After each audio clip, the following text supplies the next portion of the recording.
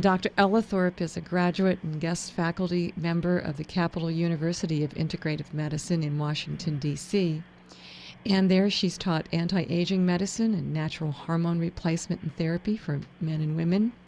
And she is a diplomat of the Board of Anti-Aging Medicine, as well as the founder and medical director of the Tustin Longevity Center. And the Tustin Longevity Center is in Southern California, in Tustin, California, Orange County, for those of you who might be listening or have relatives, who extend into that area of the country. And most recently, she's just finished a research project that keeps with our theme. This month's theme is Advancements in New Frontiers in Medicine. And Dr. Ellithorpe did a research project on treating prostate cancer and has made some great innovations. Dr. Ellithorpe, would you please give the audience a brief overview of the prostate conditions such as prostate cancer, prostatitis, and enlarged prostate? Well, thank you, Dr. Marianne and Sandy. I appreciate you having me on this program. I just want to make one clarification. The study was focused on looking at chronic prostate calcification and prostatism as opposed to trying to, per se, treat prostate cancer. We were interested in ways to enhance prostate tissue health. We didn't represent that we were trying to treat prostate cancer per se. Mm-hmm. In the study, we had just completed another publication that'll be out in the fall, JANA publication, where we did pharmacokinetic studies looking at the administration of rectal suppositories of EDTA. We use the trade product Detoxamin. And in these studies, we compared the rectal versus the IV administration for absorption using carbon-labeled C14-labeled EDTA, and we found excellent pharmacokinetics for delivery through the rectal suppository. So no more can anyone query of this as far as IV. It's an excellent method for receiving chelation therapy. The absorption was about 36.3%, nearing 40%. Pharmacokinetically, the research facility was impressed because if you achieve anything about 20% of an IV intravenous delivery, you've reached heaven, so to say. So we then went from the animal studies to the human studies with men. Our question was, with the men, if we deliver EDTA, chelation therapy, which is an amino acid, EDTA is ethylene diamine tetraacetic acid. It's the calcium disodium form.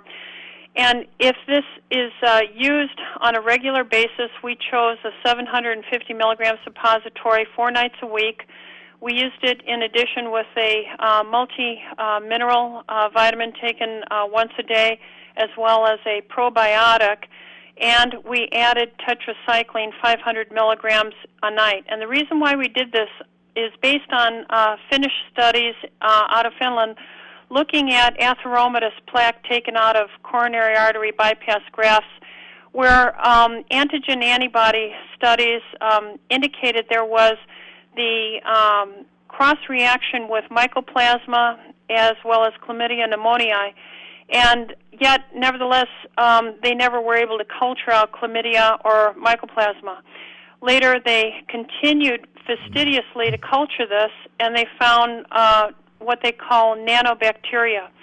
So we believe that there are places in the body where capillary beds are poorly perfused, and the prostate is certainly one of them, because chronic prostatism, the Institute for Prostate Research, Urological Studies have surveys where if you have prostatitis and you see the doctor and you get an antibiotic treatment and hopefully a good resolution, often these will go on to grade 2, 3, and 4. Grades 3 and 4 are where, despite anti-inflammatory nonsteroidal administration and antibiotics, there's no relief of their chronic prostate complaints, as well as the urinary symptomology, getting up frequently at night, hesitancy, dribbling, and things like that.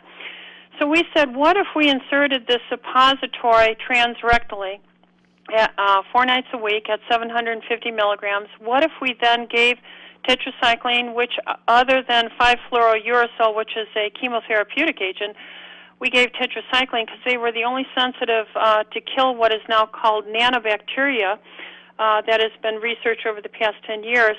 What if we gave the multimineral and a probiotic, because I don't like necessarily giving antibiotics without a good cause, and then we followed these men for 3 months and then compared their blood chemistries for their serum, kidney and liver levels, as well as their calcium levels, their lipid profiles, HDL, LDL, cholesterol, and their ratios. Looked at red blood cell minerals to look for their nutrient minerals as well as their random red blood cell heavy metal toxic potential minerals, and then compared them with the chronic prostatism surveys as well as erectile function surveys, and the results were very good. We got statistically improved performances in erectile function as well as lipid profile reductions in their LDLs, their HDLs improved, their risk ratios dropped dramatically, and their symptoms of getting up at night to urinate as frequently, all these things in chronic pelvic pain improved. We then went to the question of did the calcium, because we did a transrectal ultrasound of the prostate as well, and we asked, could the calcifications possibly be diminished as a result of this treatment protocol? And we didn't find a significant change at the 750 milligram suppository 4 nights a week. Then we doubled it. We went to a 1,500 milligram suppository. We did it every night for 90 days with the same multimineral, the antibiotics, so that when the capillary beds were better perfused, we found the dramatic improvement in the calcification reductions. We saw almost 2/3 of the men in the study had diminishment of their prostate calcifications, which reflect chronic inflammatory healing responses. Whenever a tissue is damaged, the inflammatory response also attracts calcium deposition in abnormal places like prostate tissue. So to see almost 2/3 of the men's calcifications start to diminish, to see their lipid profiles dramatically improve, to see their chemistries remain normal with blood serum calciums normal, to see their heavy metal diminishment in the random red blood cell checks for lead in particular, as well as cadmium. And cadmium, has been linked with prostate cancers. And we did fecal analysis, and we saw a good movement of heavy metals in their feces. We were quite pleased. So this was a 2-phase study, one at a lower dose, the other at a higher dose, more frequently administered. And we saw the final calcifications reduce when we hit the higher levels. We had all the other benefits at the lower levels. We didn't quite see it. So I suspect if someone did this at a 750 milligram suppository over a longer period of time, they would have the advantage. But we wanted to see effect of the treatment, so we went to the higher dose every night, and then after 90 days we saw the diminishment along with very good reductions in their prostatism and their erectile function. And the interesting thing was when we did the previous publication on the pharmacokinetics of the suppository alone, we used animal models. And after the study was done, we were able to do prostate samples and look for the penetration of the EDTA into the prostate tissue. It exceeded the intravenous penetration by approximately 4-fold, or 4 times the delivery methodology. What we were amazed with was the fact that even after 8 hours, we assumed intravenously that with an IV, pretty much the peak of the delivery of EDTA was accomplished within an hour and a half, so its half-life is an hour and a half.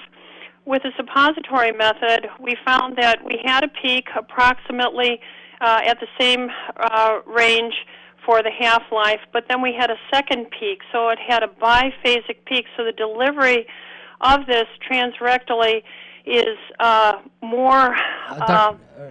Go ahead.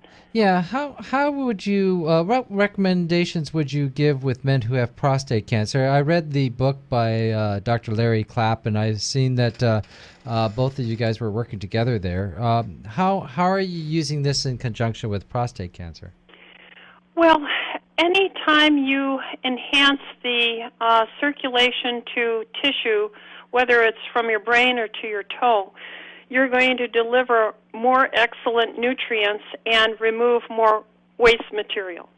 So if EDTA is known to help microcirculation and we deliver it very effectively to the prostate as we have established, then the likelihood of any therapy, and I'm an integrative physician, I encourage them to see their urologist and work integratively with our therapies and the therapies of their urologists. The likelihood of delivering nutritive and detoxing, damaged tissue is greatly improved, and I think we've established that. How did this work with, like, when men start becoming very aware of prostate health, their PSA, prostate-specific antigen, it starts to increase, and that's where the alarms start to go off. How did the work that you did relate to increase, decrease, or did it change the PSA? Well, there is a understanding of a term called tumor necrosis. Tumor necrosis is whatever tissue that is cancerous, if it is being affected by the therapy, you're going to see a dissolving of that material. And where is it dissolved into? It's dissolved into your lymphatic and circulatory system. So we took a body of men. This is a pilot study that was 31 men, and with it, as they did this, our only inclusion criteria was that they had known prostate calcifications, that they had no known severe colon symptoms like irritable bowel or colitis, that they had no kidney or liver disease, and weren't allergic to tetracycline. That's a broad inclusionary data. Okay, so these men came. Maybe the majority had known biopsy proven prostate cancer, and they had been informed and had been with urologists, and for their reasons alone, they elected to try and do alternative therapies. And we found their PSAs range from 200 down to maybe a PSA of 1. So here are these men with several years of history with these wide-ranging PSAs. We had some diminishment in their PSAs, but we had a significant reduction in their prostate volume as well as decrease in calcifications. At the end of the process of the final study, we saw all of them had a slight increase in their PSAs, and I was attributing this, my hypothesis was, to tumor necrosis, the breakdown of these abnormal tissues due to the enhanced circulation to the prostate tissue, which is always an issue. So if you added something like a proteolytic enzyme like lumbrokinase, which would break down the fibrin that's around the prostate, you might get a better dilution or removal of that tumor necrosis. Absolutely. I didn't have the time to do my whole integrative approach with these men. I certainly would have added that, but the protocol and the finances were such that we couldn't include that. That would be an excellent second study.